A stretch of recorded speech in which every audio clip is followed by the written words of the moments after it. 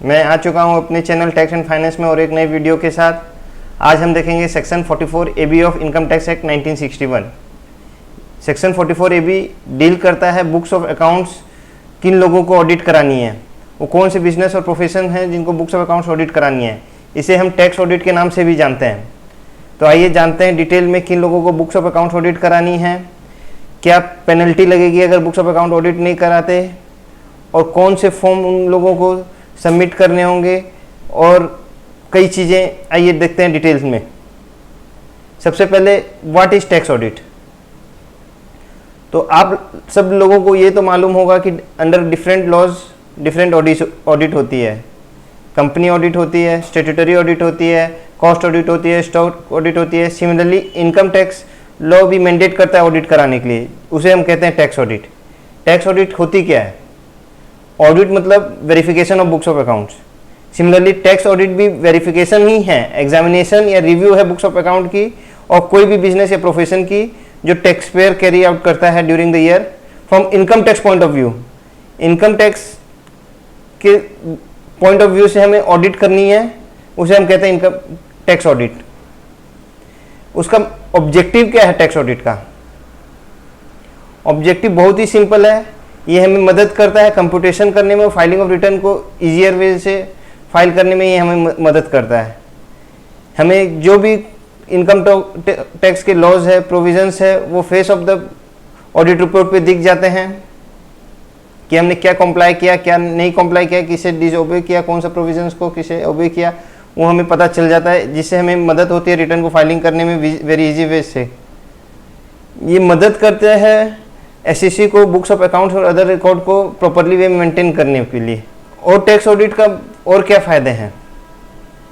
ये various compliance of income tax law हुआ है कि नहीं उसे बताता है, और कई सारी रिपोर्ट्स और इन्फॉर्मेशन देता है, जैसे क्या टैक्स आया, क्या डेप्रिसिएशन होगा as per income tax act, और अदर कॉम्प्लाइंसेस अपने इनकम टैक्स की फॉलो किए हैं कि नहीं, वो भी हमें टैक्स ऑडिट से पता चल जाता है।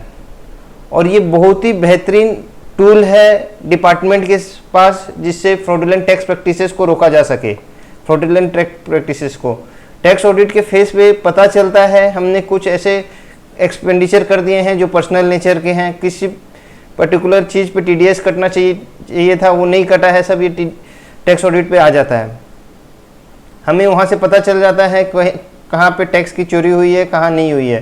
तो ये मदद करता है फ्रॉडुलेंट टैक्स प्रैक्टिसेस को रोकने में। अब हम जानने की कोशिश करते हैं किन लोगों के लिए टैक्स ऑडिट एप्लीकेबल है।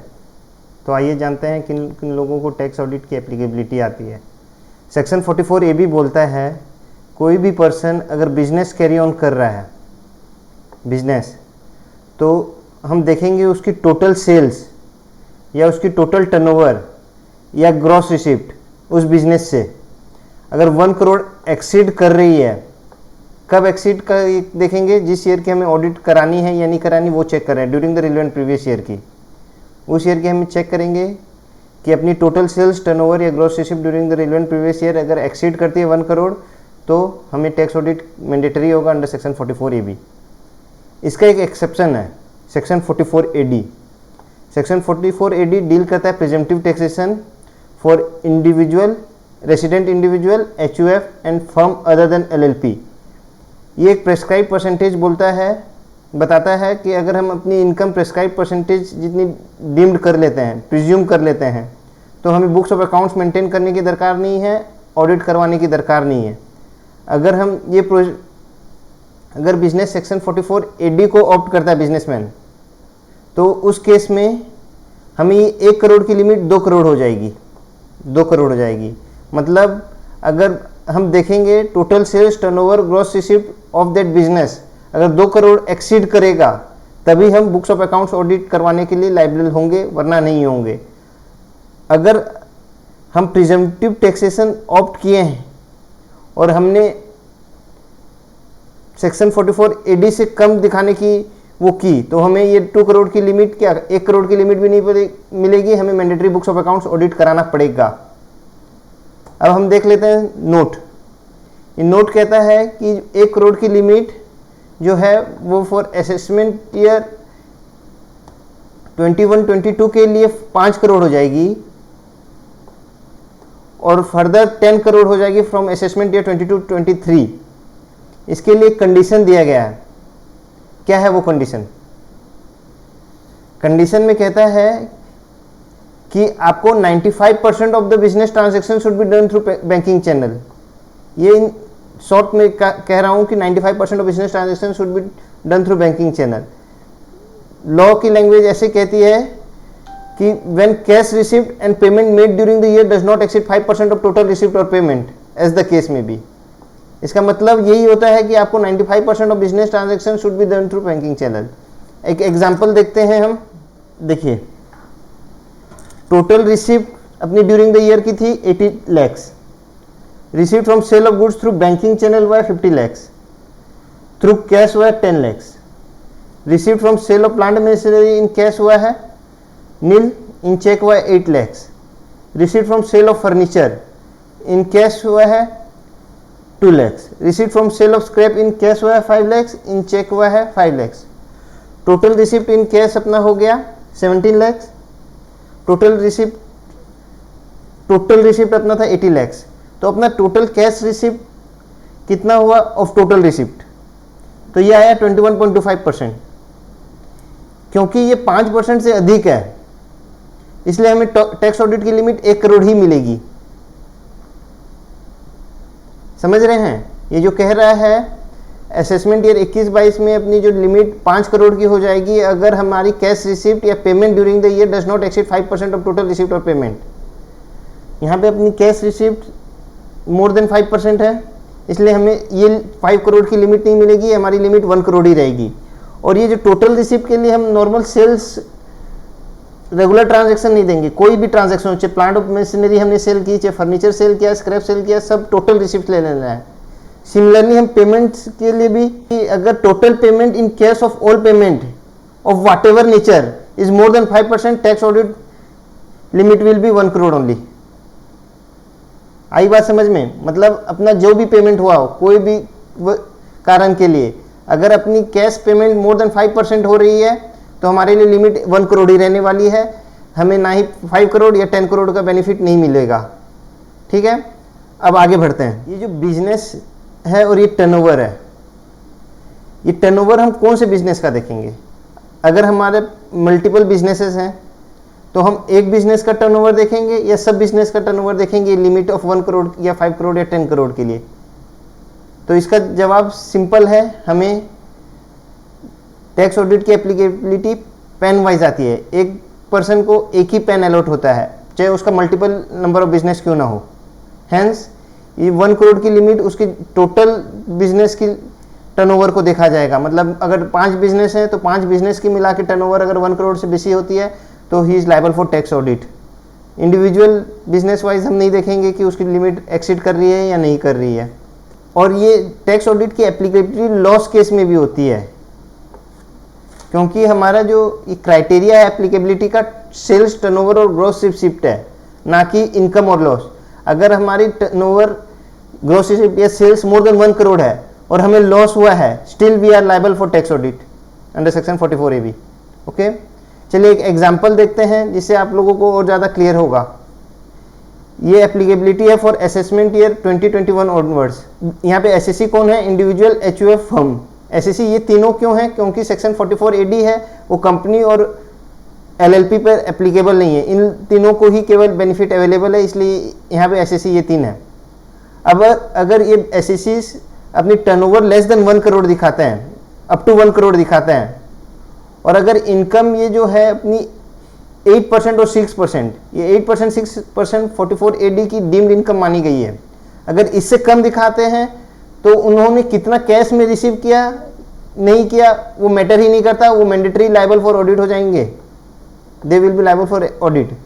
सिमिलरली अगर वो इनकम अप टू 1 करोड़ दिखाते हैं और net profit income greater than 8% और 6% दिखाते हैं, तो क्योंकि उनकी turnover with in limit of 1 crore है तो ये मैटर ही नहीं करता उन्होंने क्या कैश रिसीव किया, क्या पेमेंट किया, उनको ऑडिट कराने की दरकार नहीं है।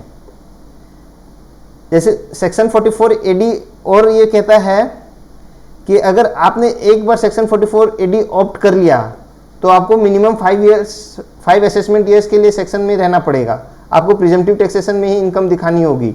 अगर हम नहीं नेक्स्ट 5 ईयर्स में प्रिजम्पटिव टैक्सेशन नहीं दिखाते हैं तो हमें जिस ईयर में हमने वो कंप्लाई नहीं किया उस ईयर में और नेक्स्ट 5 ईयर्स में हमें मैंडेटरी ऑडिट करानी पड़ेगी। और उस दौरान हमें ये कंडीशन भी देखने की दरकार नहीं है कि हमने क्या टर्नओवर अचीव किया है। We will be mandatory liable for audit. यही कह रहा है, if person is not declaring profit in accordance with section 44AD1 then he will be bound to claim the benefit for same day and for next 5 assessment year and compulsory audit under section 44AD when provision of section 44AD4 is applicable.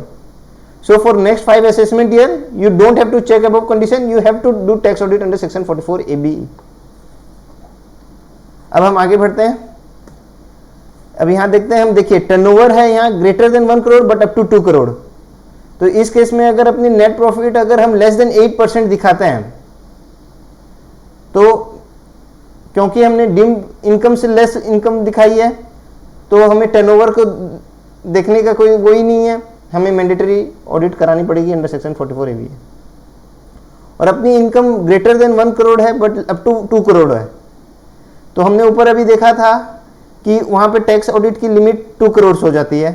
अगर अपनी 44AD को comply करते हैं, मतलब due income को अपने जितना income दिखाते हैं या उससे अधिक दिखाते हैं तो हमारी लिमिट 44AD के केस में 2 करोड़ हो जाएगी। तो वहाँ पे हमें अप टू 2 करोड़ ऑडिट की रिक्वायरमेंट ही नहीं है, हमें वहाँ पे वो देखने का दरकार नहीं है हमने कितना कैश रिसीव किया, क्या पेमेंट दिया। सिमिलरली अब 2 करोड़ से 5 करोड़ यहाँ पे अगर नॉर्मल प्रोविजंस चलें तो अपनी ऑडिट की एप्लीकेबिलिटी है, लेकिन जो नोट के तहत अपने जिसने देखा कि अगर कैश पेमेंट और कैश रिसीट मोर देन 5% है तो ऑडिट की एप्लीकेबिलिटी आ जाएगी। हमें यहाँ पे क्या प्रॉफिट दिखाया उसे कोई लेना देना नहीं है। सिमिलरली अगर कैश पेमेंट अगर लेस देन 5% होता तो यहाँ पे भी हमें ऑडिट नहीं करवाना होता। ओके, ये अपने देख लिए इसे। अब हम देखते हैं tax audit for professionals. Professionals को कब टैक्स ऑडिट करानी है, उसके लिए सिर्फ एक क्राइटेरिया है ग्रॉस रिसिप्ट का। अगर प्रोफेशनल्स की gross receipt during the relevant previous year अगर एक्सीड कर जाती है 50 लाख से तो उन्हें बुक्स ऑफ अकाउंट्स को ऑडिट कराना पड़ेगा। सिंपल सा एक क्राइटेरिया है, ग्रॉस रिसिप्ट देखनी है और अगर वो 50 लाख से एक्सीड कर जाती है उन्हें ऑडिट करानी है। और एक सेक्शन है सेक्शन 44ADA, वो डील करता है प्रिजम्पटिव टैक्सेशन फॉर प्रोफेशनल्स के केस में। अगर प्रोफेशनल्स की ग्रॉस रिसिप्ट का 50% इनकम दिखा देते हैं प्रोफेशनल्स तो उन्हें बुक्स ऑफ अकाउंट्स मेंटेन करने की दरकार नहीं है और उन्हें ऑडिट कराने की भी दरकार नहीं है। लेकिन अगर प्रोफेशनल बोलता है कि उसकी इनकम प्रेस्क्राइब्ड लिमिट से अंडर प्रिजम्पटिव टैक्सेशन से कम है और उसकी इनकम एक्सीड करती है बेसिक थ्रेशोल्ड लिमिट जो कि 2.5 लाख 3 लाख या 5 लाख एज द केस में भी, उस केस में उसके लिए ऑडिट मैंडेटरी हो जाएगी, उसके लिए 50 लाख की लिमिट भी नहीं रहेगी। मतलब अगर कोई सेक्शन 44ADA ऑप्ट करता है लेकिन उसकी प्रिजम्पटिव टैक्सेशन इनकम वो कम दिखाना चाहता है तो वो सेक्शन 44ADA ऑप्ट नहीं कर सकता, उसे बुक्स ऑफ अकाउंट्स मेंटेन करनी पड़ेगी और उसे ऑडिट करानी पड़ेगी। शर्त यह है कि उसकी बेसिक एग्जम्पशन लिमिट से अधिक इनकम होनी चाहिए। अब आगे बढ़ते हैं, और कुछ लोग हैं जिन्हें बुक्स ऑफ अकाउंट्स ऑडिट करानी है, तो आइए देखते हैं और कौन कौन है। सेक्शन 44AE, 44BB और 44BBB। 44BB और 44BBB नॉन रेसिडेंट के केस में प्रिजम्पटिव टैक्सेशन की स्कीम है, इसे हम नेक्स्ट वीडियो में या आने वाले कुछ वीडियोस में देखेंगे। 44AE डील करता है अप्लाइंग और हायरिंग के केस में प्रिजम्पटिव टैक्सेशन। एक प्रेस्क्राइब टनेज बता देता है और उस टनेज पे कितना इनकम दिखाना है वो बता देता है। अगर हम इस सेक्शन के तहत प्रिजम्पटिव टैक्सेशन के तहत अगर इनकम दिखाते हैं तो हमें बुक्स ऑफ अकाउंट्स मेंटेन करने की दरकार नहीं और हमें ऑडिट कराने की भी कोई रिक्वायरमेंट नहीं है। लेकिन अगर पर्सन बोलता है कि मेरी इनकम ये प्रिस्क्राइब लिमिट से कम है तो उन्हें बुक्स ऑफ अकाउंट्स मेंटेन करना मैंडेटरी हो जाएगा और बुक्स ऑफ अकाउंट ऑडिट कराना भी मैंडेटरी हो जाएगा।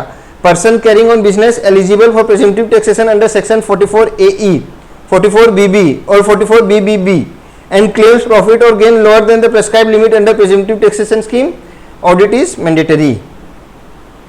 अब सेक्शन 44AD, ये तो आप लोगों को मालूम ही है, 6% या 8% आप लोगों की प्रिजम्पटिव टैक्सेशन इनकम मान ली जाती है।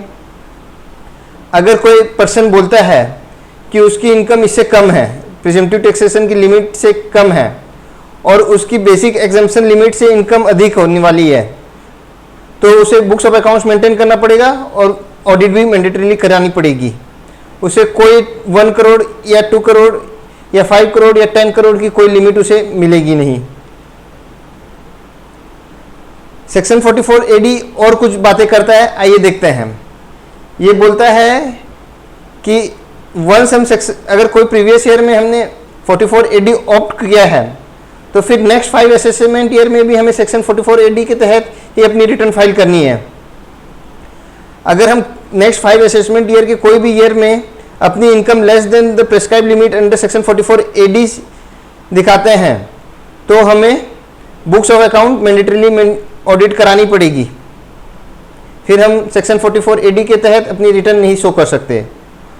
फिर और ये और भी कहता है कि अगर वंस एसएससी ऑप्ट आउट कर जाता है प्रिजम्पटिव टैक्सेशन स्कीम से, ये 44 AD की अगर वंस ये ऑप्ट आउट कर जाता है, तो ये नेक्स्ट 5 असेसमेंट ईयर्स के लिए ये सेक्शन 44 AD में वापस नहीं आ सकता और इसको मैंडेटरीली नेक्स्ट 5 ईयर्स ऑडिट करानी पड़ेगी। अब हम देखते हैं कंपनी के केस में और कोऑपरेटिव सोसाइटी के केस में बुक्स ऑफ अकाउंट्स कब ऑडिट करानी है। नॉर्मली कंपनी और कोऑपरेटिव सोसाइटी के केस में अकाउंट्स उनके रेस्पेक्टिव लॉ के तहत हो जाती है। सेक्शन 44 A भी बोलता है कि अगर किसी को उनके लॉ के तहत बुक्स ऑफ अकाउंट्स ऑडिट करानी है, तो उनको सेक्शन 44 A के तहत ऑडिट कराने की कोई रिक्वायरमेंट नहीं है। सेक्शन 44 AB का कॉम्प्लायंस मान लिया जाएगा अगर पर्सन अपनी उस लॉ के तहत ऑडिट करा लेता है और ऑब्टेन रिपोर्ट कर लेता है ऑडिट की as required under such law, और एक रिपोर्ट चार्टेड अकाउंटेंट से ले लेता है prescribed form under section 44 AB में, जो कि फॉर्म 3C और फॉर्म 3CD है। मतलब कंपनी और कोऑपरेटिव से सोसाइटी के केस में वो रिस्पेक्टिव लॉ की रिपोर्ट और फॉर्म 3C और फॉर्म 3CD सबमिट कर देता है, तो मान लिया जाएगा कि उसने सेक्शन 44 AB का कॉम्प्लायंस कर लिया है, उन कंपनी ऑडिट और कोऑपरेटिव सोसाइटी की ऑडिट हो गई है। अब हम देख लेते हैं पेनल्टी क्या क्या लगेगी अगर हमने ऑडिट रिपोर्ट को वक्त पे फाइल नहीं किया या फाइल ही नहीं किया या हमने सेक्शन 44 AB का कॉम्प्लायंस नहीं किया। तो बिजनेस के केस में 0.5% of total sales, turnover, gross receipt, कुछ भी एज द केस में भी, या 1.5 lakh 1.5 lakh whichever is lower, जो भी 0.5% ऑफ सेल्स, टर्नओवर या ग्रॉस रिसिप्ट या 1.5 लाख से विच एवर इज लोअर होगा, वो आपके ऊपर पेनल्टी लगा दी जाएगी। और प्रोफेशन का केस में अपने 0.5% ऑफ देखेंगे gross receipt, 0.5% of gross receipt और 1.5 lakh whichever is lower, इतनी की पेनल्टी लगाई जा सकती है। पेनल्टी जो लगेगी, अगर आपके पास कोई रीजनेबल कॉज है इस फेलियर का, तो आपके ऊपर पेनल्टी ना भी लगाई जाएगी। आइए देख लेते हैं वो क्या क्या कॉज है जिसे रीजनेबल एक्सेप्टेड किया गया है कि ये जेन्युइन वजह है जिसके लिए आपके ऊपर पेनल्टी नहीं लगाई जाएगी। अगर आपकी इनकम टैक्स ऑडिट की ना होने की वजह आपका ऑडिटर ने रिजाइन कर दिया है फ्रॉम हिज ड्यूटी, तो आपके ऊपर पेनल्टी नहीं लगाई जाएगी, इसे जेन्युइन वजह मान लिया जाएगा। अगर आपके ऑडिटर या सीए की अनफॉर्चुनेट डेथ हो जाती है, तो ये भी एक जेन्युइन वजह है जिसके लिए आपके ऊपर ऑडिट वक्त में ना होने की पेनल्टी नहीं लगाई जाएगी। अगर आपका सीए या ऑडिटर आपकी बुक्स ऑफ अकाउंट एक्सेस नहीं कर पा रहा है ड्यू टू थेफ्ट या स्ट्राइक, तो ये भी एक बहुत जेन्युइन वजह है जिसके लिए आपके ऊपर पेनल्टी नहीं लगाई जाएगी। और अगर आपकी ऑडिट नहीं होने की वजह कोई नेचुरल डिजास्टर है, तब भी आपके ऊपर पेनल्टी नहीं लगाई जाएगी बुक्स ऑफ अकाउंट वक्त पे ऑडिट नहीं होने की। अब हम देख लेते हैं tax audit under section 44 AD की ड्यू डेट।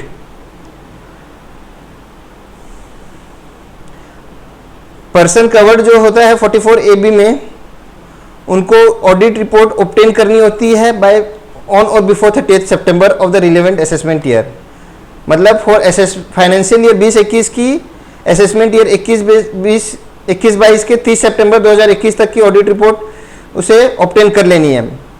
ये due to corona virus the due date for furnishing tax audit report for assessment year 21-22 has been extended from 30 September 2021 to 31 October 2021।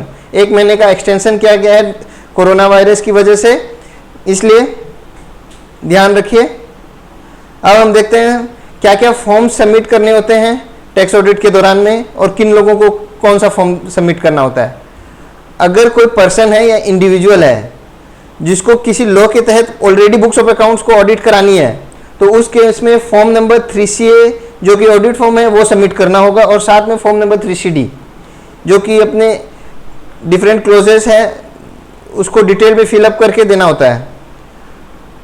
अब फॉर्म 3CB किसे submit करना है और form 3CD किसे submit करना है।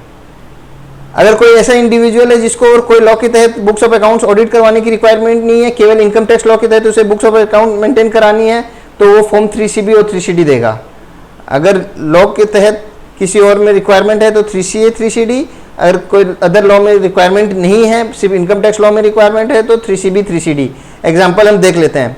For instance, a company is required to get its account audited compulsory under company act 2013, so it will furnish form 3CA and 3CD. Okay, we have completed section 44AB in details. If you have any doubt, then comment, we will reply you soon. Thank you.